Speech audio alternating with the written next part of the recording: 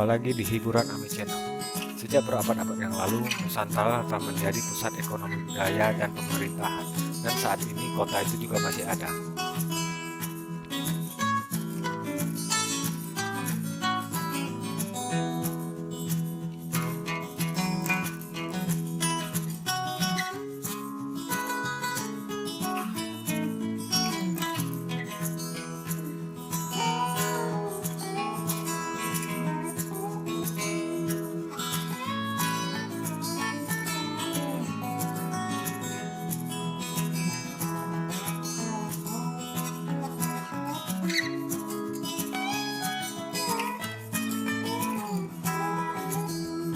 Satu, Kota Palembang.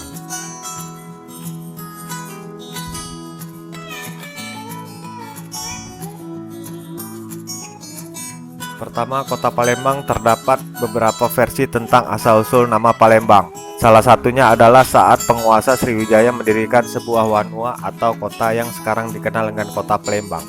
Topografi Kota Palembang dikelilingi oleh air, bahkan terendam oleh air sampai 50%. Air tersebut bersumber dari anak sungai maupun rawa. Karena kondisi topografi inilah orang Palembang menamakan kota ini sebagai Palembang, yang bermakna sebagai suatu tempat atau keadaan, dan lembang atau lempeng artinya tanah yang rendah. Sedangkan menurut bahasa Melayu, Palembang, lembang atau lembeng adalah genangan air. Jadi Palembang adalah suatu tempat yang digenangi oleh air. Versi lain mengaitkan Palembang dengan kata dalam bahasa Jawa, limban, yang berarti membersihkan biji atau logam dari tanah atau benda-benda luar lain yang biasa dilakukan di aliran sungai. Pah adalah kata depan dipakai orang Jawa untuk menunjukkan suatu tempat. Versi ini dikaitkan sewaktu Palembang pada masa lalu sebagai tempat mencuci emas dan biji timah. Kota ini adalah pusat dari kerajaan Sriwijaya, di mana kerajaan dan wilayah pelabuhan pernah mendapat serangan Rajendra Chola dari kerajaan Chola pada tahun 1025. Selanjutnya, berdasarkan kronik Tiongkok, nama Palembang yang menunjukkan Palembang yang terdapat pada suku Cuanci yang ditulis pada tahun 1178 oleh Cuok. Berdasarkan kisah Kidung Pawancana dan Babat Arya Tambanan, disebut seorang tokoh dari Kediri yang bernama Arya Damar sebagai Bupati Palembang. Armada bajak laut Chen Sui dari Tiongkok pernah menduduki Palembang pada awal abad ke-15, kemudian ditumpas oleh Laksamana Cheng Hu pada tahun 1407. Kemudian sekitar tahun 1513, Tom Perez, seorang apoteker Portugis, menyebut tentang Palembang pada bukunya. Kesultanan Palembang dimulai pada tahun 1659 dengan sultan pertama adalah Sri Susunan Abdurrahman. Namun pada tahun 1823, Kesultanan Palembang dihapus oleh pemerintah Hindia Belanda. Setelah itu Palembang dibagi menjadi dua, yaitu daerah hilir dan hulu.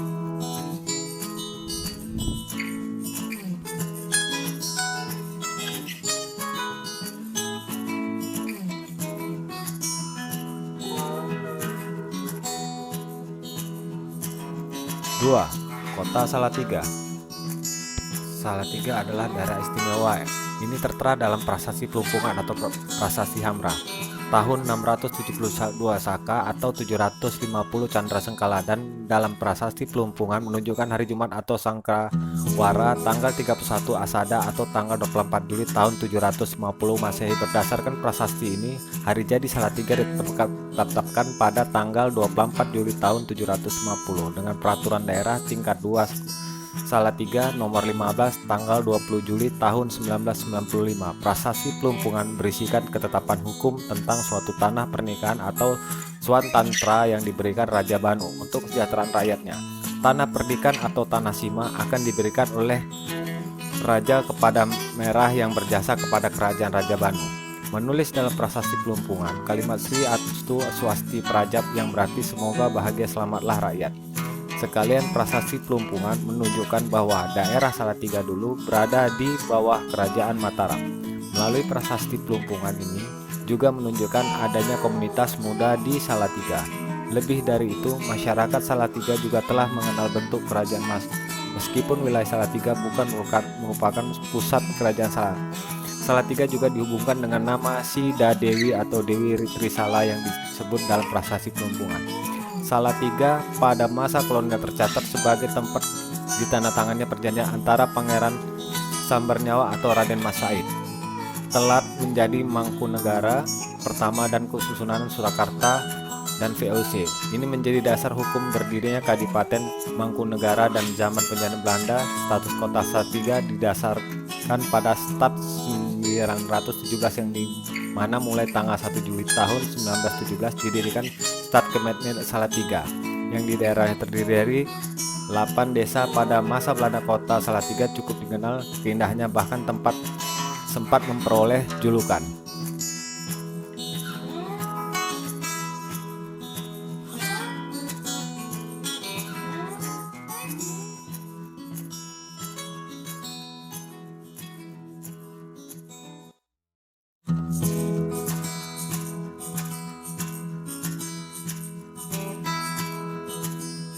Ketiga, Kediri. Kota Kediri, sebuah artefak arkeolog yang ditemukan pada tahun 2007 menunjukkan bahwa sekitar Kediri terdapat sebuah kerajaan Hindu-Buddha pada abad ke-11. Menurut Serat Calon Arang, Kediri sebagai pemukiman perkotaan dimulai ketika Raja Airlangga memindahkan pusat kerajaannya dari Kuhuripan dan Dahanapura. Selanjutnya lebih dikenal sebagai Daha, yang berlokasi di wilayah Kediri ketika Singosari berkembang.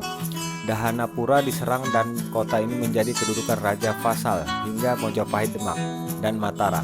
Islam berkembang di kota Kediri menjadi suap raja, dimulai ketika diresmikannya Keresidenan Kediri atau GMT Kediri pada tanggal 1 April 1906 dengan sifat pemerintahan otonom, terbatas dan mempunyai gemetrerat sebanyak 13 orang. Kediri terdiri 8 orang golongan urban dan disamakan atau repimen, 4 orang pribumi atau inlanders, dan 1 orang bangsa Timur Asing.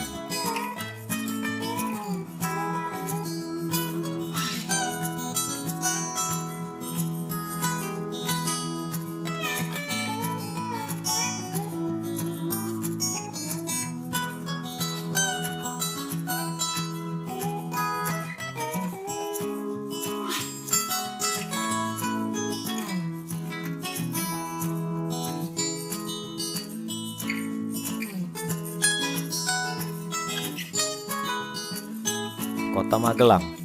Magelang berdasarkan Peraturan Daerah Kota Magelang Nomor 6 Tahun 1989, hari jadi Kota Magelang ditetapkan pada tanggal 11 April tahun 907. Prasasti Poh, Prasasti Milikan, dan Prasasti Mantiasi yang ditulis dalam lempengan tembaga adalah menjadi rujukan sejarah Kota Magelang. Prasasti Koh dan Matiasi ditulis masa Mataram Hindu saat pemerintahan Raja Belitung. 894-910 Masehi terdapat sebuah desa Mantiasi dan nama desa Gelang-Gelang, yang kemudian Mantiasi berubah menjadi WTC, sedangkan Gelang-Gelang berubah menjadi Magelang. Prasasti Mantiasi berisi antara lain menyebutkan nama Raja Rake Watukura dan Balitung serta penyebutan angka 829 atau hari Sabtu Legi tanggal 11 April tahun 907. Disebut pula desa Mantiasi yang ditetapkan Sri Maharaja Rake Watukura di Belitung sebagai desa perdikan atau desa bebas pajak yang dipimpin oleh pejabat patih. Disebut pula Gunung Susundaran dan Wukir Sumbing yang kini dikenal sebagai Gunung Sindoro dan Gunung Sumbing Magelang. Kemudian berkembang menjadi kota dan menjadi ibu kota Keresidenan Kedu, dan juga pernah menjadi ibu kota Kabupaten Magelang ketika pemerintah Inggris. Di abad ke-18 kota ini sebagai pusat pemerintahan setingkat kabupaten, dan Mas Ngabai dan Mukromo sebagai bupati pertama sekaligus merintis berdirinya Kota Magelang. Selanjutnya di masa pemerintahan Belanda, kota ini dijadikan pusat lalu lintas perekonomian, kemudian dijadikan kota militer.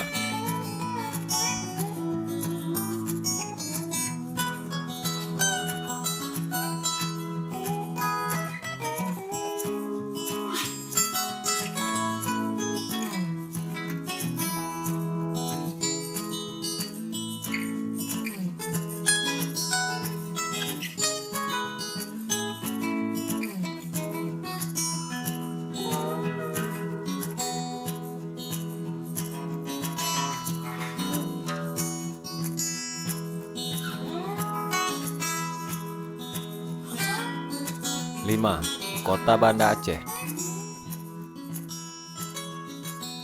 Sultanan Aceh Darussalam pada abad ke-14 berpusat di Kota Banda Aceh. Sebelumnya terdapat kerajaan Hindu dan Buddha seperti Kerajaan Indrapurba, Kerajaan Indrapura, Kerajaan Indrapatra, dan Kerajaan Indrapura dari prasasti Batu Nisan. Sultan Firmansyah, seorang sultan yang pernah memerintah Kesultanan Aceh, menerangkan bahwa Kesultanan Aceh beribu kota di Kota Raja atau Banda Aceh, yang mana hal ini tidak lepas dari eksistensi kerajaan Islam Lamuri pada akhir abad ke-15. Karena hubungan baik, maka pusat singgasana kerajaan dipindahkan ke mahkota alam di wilayah Banda Aceh. Sultan Aceh Darussalam Ali Muqayyad Shah hanya memerintah selama 10 tahun. Sultan Ali Muqayyad Shah, pemimpin pertama Kesultanan Aceh Darussalam ini, meninggal dunia pada 12 Zulhijjah tahun 936 Hijriah atau bertepatan dengan tanggal 17 Agustus tahun 1530 Masehi. Kendati masa Kesultanan Muqayyad Shah relatif singkat, namun dia berhasil membangun Banda Aceh sebagai pusat peradaban Islam di Asia Tenggara. Di masa Sultan Iskandar Muda, Banda Aceh kembali sebagai pusat perdagangan maritim, khususnya untuk komoditas lada atau pasar Eropa. Kompleks Istana Kesultanan Aceh juga dinamai Darut Dunia atau Taman Dunia Kejatuhan Sultan Aceh dirayakan Van Veeten setelah agresi kedua Belanda, di mana terjadi evakuasi besar-besaran pasukan Aceh keluar dari Banda Aceh. Banda Aceh pun berubah menjadi nama menjadi Kota Raja sejak tanggal Desember tahun 1962, namun kota ini kembali diganti menjadi Banda Aceh berdasarkan keputusan Pemerintah Umum dan Otonomi Daerah tanggal 9 Mei tahun 1963.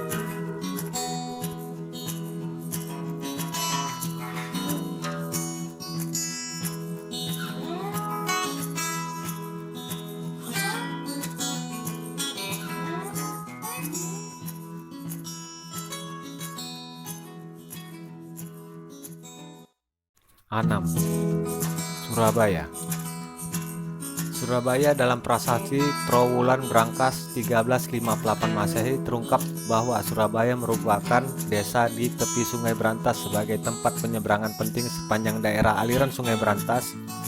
Empu Prapanca yang bercerita tentang perjalanan ke Surabaya Raja Hayam Wuruk pada tahun 1365 tercantum dalam Puja Sastra Kakawin Nagara Kereta Agama. Menurut pendapat budayawan Surabaya berkebangsaan Jerman Van Fabel, Raja Kertanegara membangun Surabaya pada tahun 1275 Masehi sebagai tempat para prajuritnya yang berhasil menumpas pemberontakan Kemuruhan pada tahun 1270 Masehi. Versi lain menyebutkan Raden Wijaya mendirikan sebuah keraton di daerah Ujung Galuh dan menempatkan Gian Rono sebagai adipati. Adipati Gian Rono semakin kuat dengan ilmu buaya atau buaya sehingga mengancam kedaulatan Raja Mojopahit.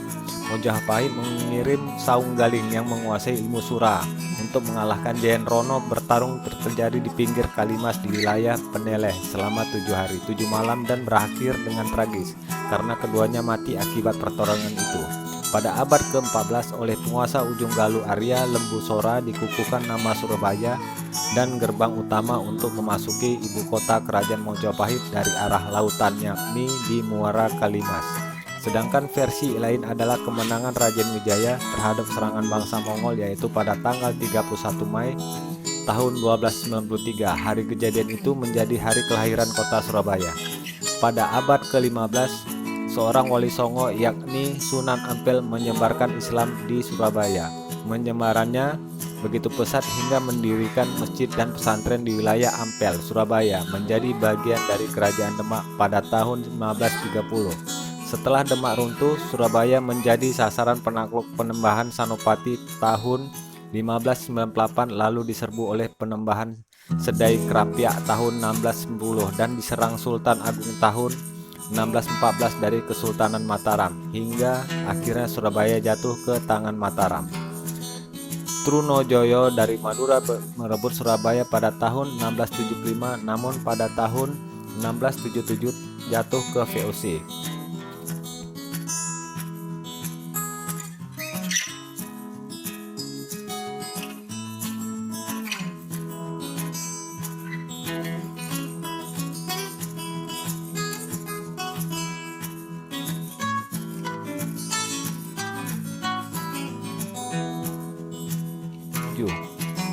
Kota Bau-Bau.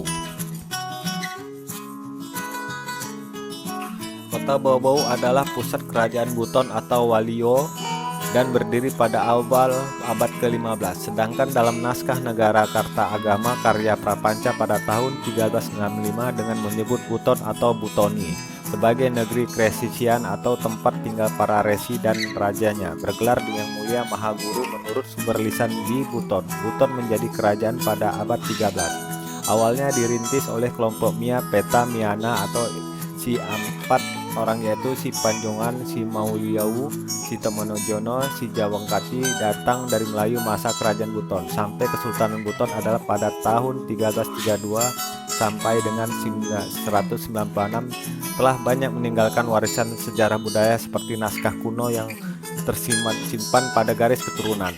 Pada Wasodo di Pulau Buton, naskah dibawa ke Belanda pada masa penjajahan Belanda meninggalkan arkeologis seperti kuburan raja dan sultan, benteng pertahanan keraton, pintu gerbang yang disebut Lawak Meriam Tua, dan masih banyak lagi yang lainnya masih terdapat di Buton sampai saat ini.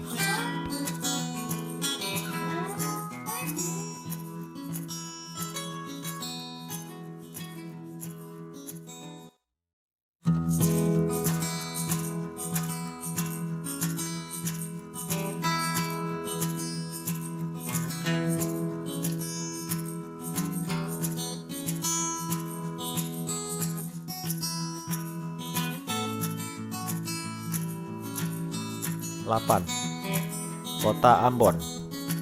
Kota Ambon merupakan ibu kota Provinsi Maluku. Awalnya Pulau Ambon didiami oleh suku Ambon yang berasal dari Pulau Seram. Di sisi utara pulau datangnya para penjajah Portugis ke Maluku pada tahun 1513 menjadi cikal bakal kota Ambon, di mana setelah itu muncul berbagai perkampungan yang berkembang hingga menjadi kota Ambon seperti sekarang. Karena andalan ekonomi yang berupa perdagangan rempah-rempah, kota ini pernah diperebutkan dan dikuasai oleh Portugal, Belanda, dan Britania Raya. Secara administrasi, kota ini terbentuk pada tahun 1926 dengan dipimpin kota Ambon setelah sebelumnya langsung dibawahi oleh pemerintah Gubernur Jenderal Portugis. Sekitar tahun 1575, Portugis membangun benteng kota Laha atau Serani yang diberi nama Nosa Senhora dan Honi. Masyarakat pekerjaan mendirikan perkampungan disebut Soa yang menjadi dasar kota Ambon. Setelah Belanda berhasil menguasai Ambon dari kekuasaan Portugis, benteng Masa Senhora dan Anunciada dijadikan pusat pemerintahan kolonial dan diberi nama Victoria tahun 1605 dan hingga saat ini.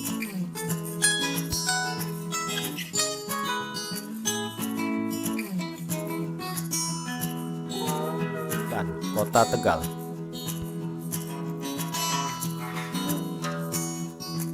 Tanah subur yang mampu menghasilkan tanaman pertanian, ada juga sumber lain masyarakat.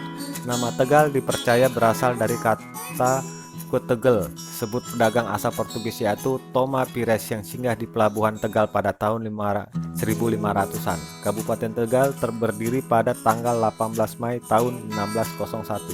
Cikal bakal berdirinya Kabupaten Tegal tidak dapat dipisahkan dari sosok ketokohan si Ki Gede Sibayu. Menurut silsilah Ki Gede Sibayu merupakan keturunan Trah Majapahit pada saat Arya Pengiri berebut tahta panjang dari Pangeran Benowo. Ke Gede Bayu bergabung dengan prajurit Mataram bersama Pangeran Benowo untuk menyingkirkan Arya Pengiri. Hasilnya adalah Arya Pengiri menyerah dan diusir dari Keraton Panjang. Kemudian Keraton Panjang diserahkan pada Pangeran Benowo.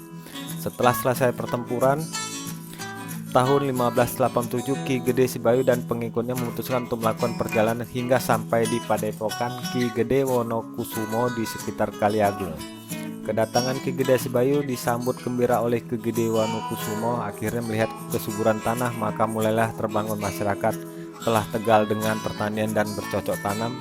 Pada tanggal 18 Mei tahun 1601, Penembahan Senopati mengangkat Ki Gede Sibayu menjadi temenggung setingkat bupati. Peristiwa inilah yang merupakan berdirinya Kabupaten Tegal pada tanggal 18 Mei tahun 1601.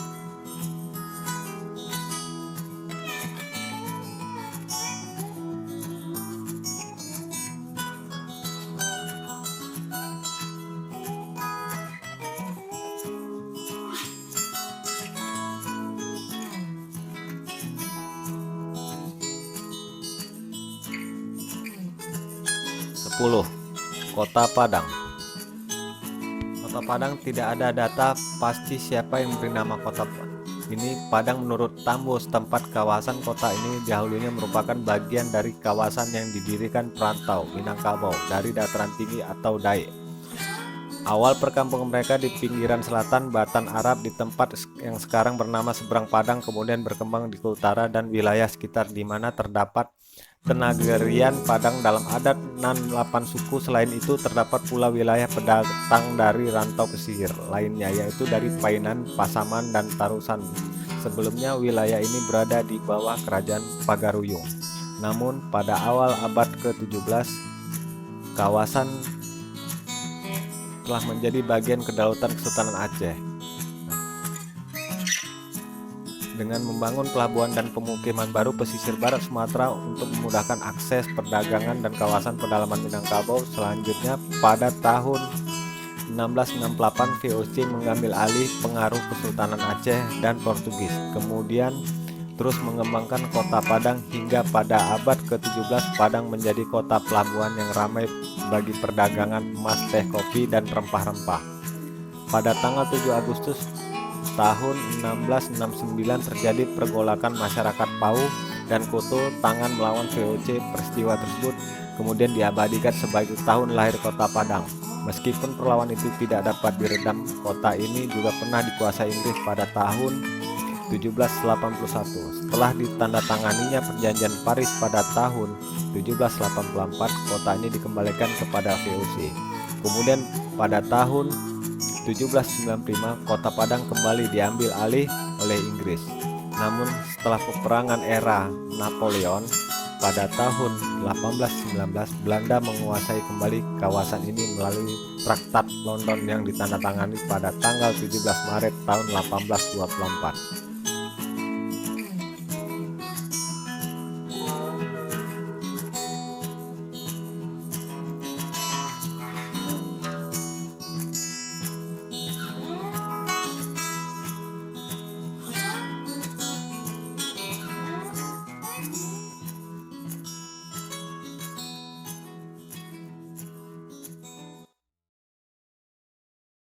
Itulah sejarah 10 kota tertua di Nusantara. Jangan lupa like dan subscribe channel kami agar dapat terus mengikuti konten-konten kami.